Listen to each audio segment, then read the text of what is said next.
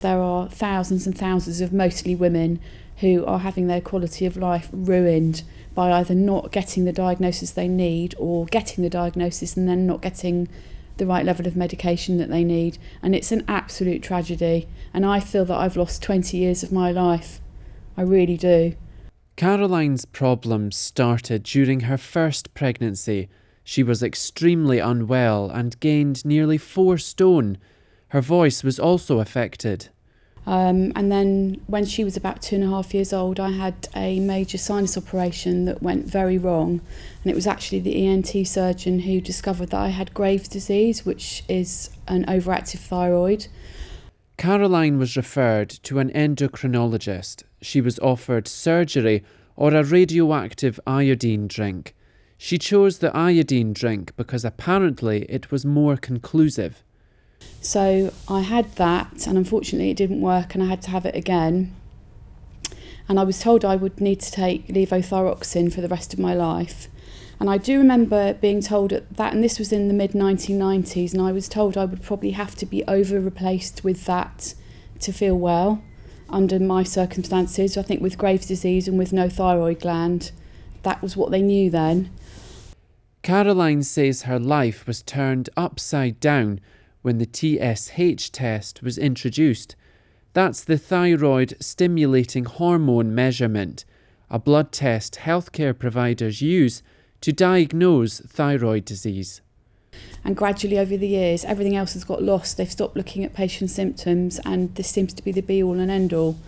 And my level of thyroxine got reduced over the years. One of my main symptoms has been headaches and migraines, and in the last 10 years it's made my life unbearable. I've been so ill, and I've spent thousands of pounds pursuing one potential remedy after another privately. I've seen specialist dentists. I've had to wear contraptions in my mouth and have my teeth filed down. I've travelled to London to see cranial osteopaths. I've had physiotherapy. I've had acupuncture. Caroline was diagnosed with MS in 2007. She complains she wasn't tested for vitamin B12 deficiency before the diagnosis. And unfortunately, that diagnosis overruled everything else then at that point, and for many years afterwards. And I continued to get more and more ill. And then my GP wanted to reduce my thyroxine dose again a couple of years ago, which I was very unhappy about, but we kind of negotiated and agreed halfway. Caroline then started to gain weight, despite being on a strict low-fat diet. She couldn't understand what was happening. Her headaches were also getting worse. And then last spring, I had a particularly brutal migraine, and something caused me to go online and start researching thyroid issues.